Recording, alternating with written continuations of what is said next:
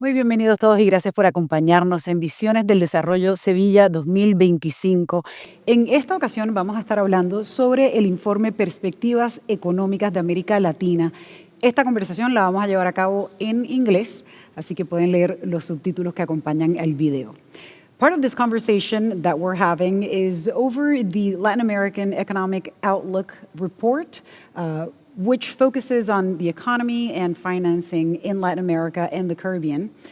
We are joined here by three of the people who are going to talk about this report because their organizations were co-authors of the report. So joining us first is Ragnheiður Elín Árnadóttir. She's the director of OECD Development Center. Also, José Manuel Salazar-Xirinachs, Executive Director of CEPAL in Spanish or ECLAC in English, and Cristian Asinelli, who is the Corporate VP of Strategic Programming at GAF. So I'd love to start this conversation talking about financing, and I'll ask you, Raga. Financing is clearly a key issue in the region. It was the focus of the LEO 2024 report. Can you tell me why that is? Why was it the primary focus, and why is it so important, specifically in Latin America and the Caribbean? Sure, thank you very much. First of all, since I'm beginning to thank, I want to thank especially for the opportunity to be here and speak about the LEO, which is a co-production of our partners. I want to thank you, Cristian, and my good colleague, José Manuel, and of course the European Union, who is not here with us today. But then going back to the question, we see it here in over the course of these days now at the Financing for Development conference here in Sevilla, how important this topic is. And the LEO, what we try to do with the LEO every year is to have it feed into the international conversation. So we saw this obviously in the lead up. So it was in good agreement that we decided that this was very, very important. But also over the course of the years, the LEO has been, it's more than we say, it's more than a report. It's a platform for a dialogue, and it tells a story. So if we go back for the last few editions, we have been addressing major development challenges. In 2020, the digital transformation, the recovery from the COVID-19 in 21, the green and just transition in 22, and sustainable production models in 23. And if we look at what do these have in common, they are challenges that all need to be financed. Mm-hmm. So a natural step after identifying these challenges is to discuss how can we put them into action, how can we react to them and eliminate them. So the answer to the fundamental question is what we were trying to do in the 2024 LEO. How can Latin America and the Caribbean finance all these priorities that we've been identifying in the previous editions? And this is a huge gap. The LEO 24 shows that the financing gap to achieve the SDGs in Latin America and the Caribbean requires around $99 billion every year. Mm. So it's a huge gap. And so in order to move forward, this edition identified how to tap into these three sources of finance, the public, the private, and the international. Mm. And we, just to give you a glimpse of what we have been seeing with our research and in our analysis, is first that public finances need to work better. We need to spend more attention, or governments need to spend more attention on how to spend more efficiently, collect taxes more efficiently and fairly, and manage the public debt more sustainably.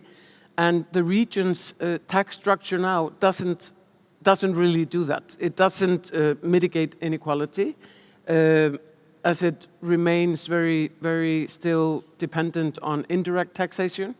And that accounted for almost 47% of the total taxes in 22 in the region, compared to 31.5% within the OECD countries. So there's a structural difference there. And under the limited fiscal space, the need for private financing is also more important than ever. And there's improvement to be had in the capital markets, and they are sort of, their capacity is reduced. They lack liquidity and remain a bit concentrated. So that's one of the challenges there. And then, as I said, stronger international partnerships also play a vital role, and alignment. If better aligned, it would already and dramatically, I think, prove essential to reach both the national and international objectives, and international partnerships that also includes the initiatives such as the European Union Global Gateway. So we can see a lot of potential by joining forces, and that's also what the LEO is about, partnerships. Sounds very simple in Latin America. Of course, it's never been an issue. No, of course.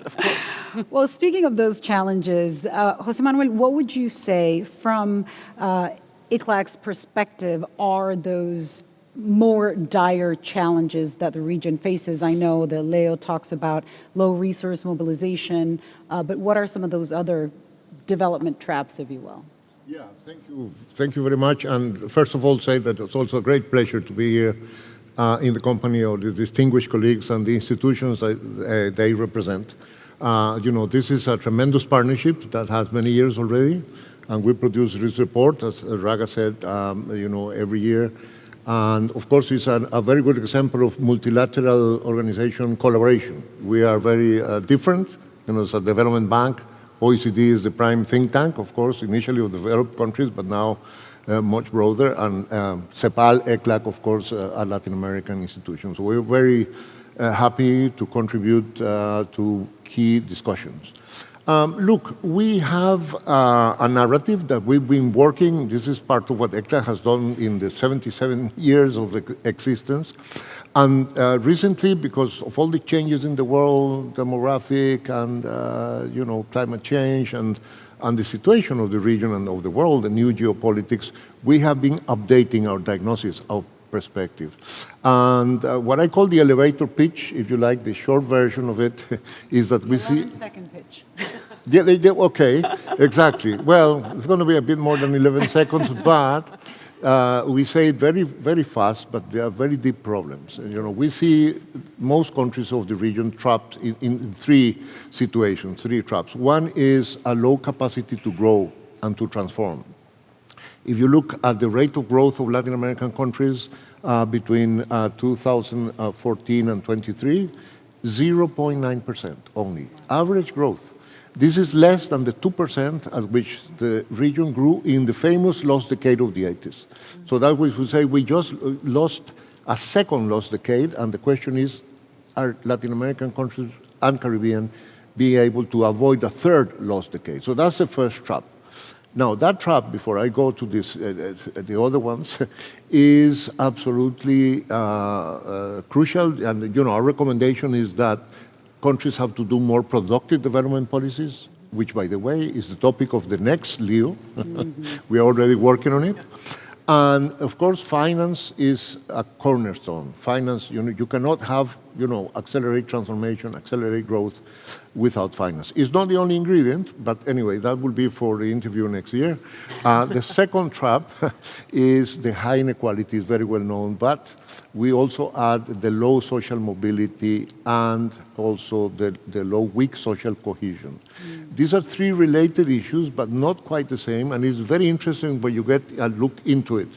Because, say, the low social mobility, just to give an example, you have two stairs to accelerate this. One is the first trap, get out of the first trap, have more dynamic growth, and then you have a dynamic labor market, and then you have upward social mobility, as long as you have the second stair, which is education and vocational training systems. And the third trap in our short diagnosis is weak institutional capacities and weak governance. And that's across the board. That's in many areas. And not to make this too long, but I mean the issue of governance and institutions, you cannot really have success, any country, unless you have quality institutions. In other words, I always say, if you have a success story in education, in productive transformation, in health, you always have one or two or several quality institutions behind. And with this, I finish. This applies also to the fiscal area.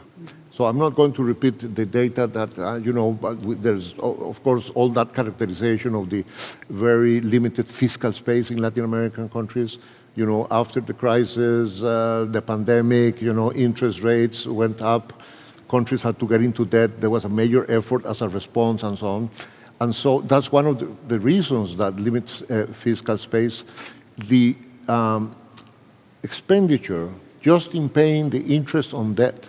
Half of Latin American countries have 3 or even 4 points of GDP in servicing, not the whole debt, just the interest on debt. So this is what we at ECLAC we call developmental distress.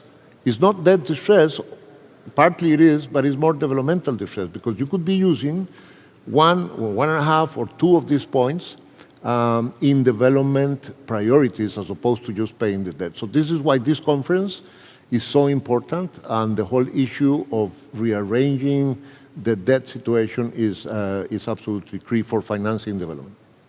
Well, you have laid out so eloquently the problems. Let's dive a little bit into the solutions. And Christian, what can you say about the role that multilateral development banks like CAF plays in solving these issues, in achieving the goals that are discussed in the Leo report? First, thank you, Lilia, because we are having this excellent conversation with the three institutions that since 2014, I think, or in the case of CAF from 2014, we are supporting this report that is so important. Well, Raga told us a lot information about the report, and I think that José Manuel gave us this strategic vision about this. But I think that that we are at this moment of the war with this kind of problems. And in the margin of this international financial organization conference, I think that we are 3 institutions that at the moment we are 3 global public goods. And this is very important because in the case of CAF was different in the past. In the past we started as a little institution only with 6 countries, the Andean countries, and today we are 25 countries from Latin America, the Caribbean, Spain, and Portugal. And we work together in one issue that is very important for us, integration. And this integration for us is the key because we are together working different institutions in something that is important. Understand what happened in the world and give to the different governments the opportunity that have data, information, and with this information try to change the reality. Reality in different areas. For example, energy transition. For us, in Latin America and the Caribbean, this issue is very important. But for us, the energy transition must be fair, because we have fiscal problem, but also we have problem in poverty. Yeah. And if we don't have the opportunity to use our natural resources, if we don't have the opportunity to work in gender, because it's very important for us, this kind of topics, if we don't have the opportunity to work in sustainable food systems, because we have the possibility to create more food for the people to the world. We see ourselves as a place in the world that have the answers to the global problem. Yeah. And in this sense, this kind of report gives us the opportunity to work different institutions with different point of view and try to find answer to the problem that everybody have. And in the case of CAF, we have this kind of opportunity to try to mobilize resources, because everybody knows that you say that 99 billions a year in order to try to solve this problem. This is very difficult. For this reason, we need to work together, multilateral institutions, but also private and public sector. And I think that this is our function, and for this reason, we are together in this space. And we're together in this space within the larger context of FFD4, which you mentioned. And I wonder, Raga, can you speak to how the report and those key findings or messages laid out in the report align with the discussions that are being had in the conference in FFD4? Yes, it's really, of course, the conference just started, first full day when we're having this conversation, but you can already see how much alignment there is and how topical this or pertinent this topic is. And I want to so very much agree with what has been said here. For example, the need to have the conversation and bring together different perspectives. That is why the OECD Development Center was established in 1962. All those years ago, when John F. Kennedy said you should bring, or the OECD should form a center of discussion, policy discussion, and peer learning and exchange between countries of all income levels on equal footing. And this is what we've been doing for 62 years. And this is what drives progress when you bring the people into the same room and learn from each other, because it doesn't matter if you're developed or developing. There is people are people everywhere, so we have policies to make better lives, and we should take advantage of it. So that's our mantra. But as far as the LEO and the Finance for Development conference that we're having now, I can see 5 points that align almost completely between the LEO and the outcome document that is and the discussions at the conference.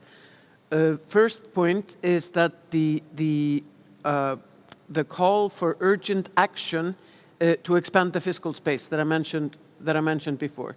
That is in both. That is the result of the negotiations in the outcome document, and is the result of our analysis.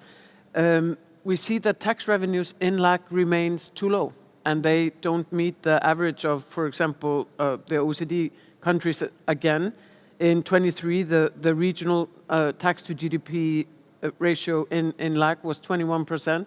Versus the 33.9%, almost 34% in the OECD countries. So there's room for improvement there. And we also see that 7 countries fall under 15%. So there are disparities within the region as well that we need to adhere to.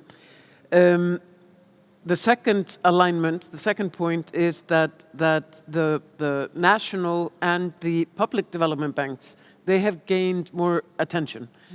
They are more being brought into the conversation, and the outcome document of the FFD4 raises their potential to mobilize resources for sustainable development. And we, in the LEO, we also have evidence to support that, because if we look at sustainable, if we look at the green transition that you mentioned, across 38 national and subnational public development banks in LAC, less than 10% of their financial instruments are targeting green goals. So there is a focus shift that needs to be done. Third point, financial inclusion, as we has mentioned in both documents. That's a fundamental aspect of a well-developed financial market, and there's a staggering fact that just half of the region's adults have made or received a digital payment. Wow. That is such a, I mean, when I saw that figure, it was astonishing, because, you know, I make these payments, and my teenage son even. Yeah. So that's something that is, and it also deals with the inequality that was mentioned, because when you have a track, an electronic track of your payments, it's more difficult to be informal. The fourth point, and that's also in line, the LEO shows that, and this was mentioned, that the region faces severe debt constraints, and you see that the debt burden is being spent on, or more money spent on that than the education system, the health and social. So this is something that really needs to be looked into, because it isn't sustainable. And then finally, my last point is that both documents, both the outcome document and the LEO, address the rise and value of innovative financial instruments. And we can look at the green bond, the social bonds, the sustainability-linked bonds, and whatever they are called. They have grown fast, and they are now accounting for more than 1/4 of the total LAC bond issuance in international markets. So that is really important. And we are also seeing, and that's one side event that we are going to be having here at the conference, where we are promoting, we have a network of foundations working for development, and those are also an important source into having more innovative financing.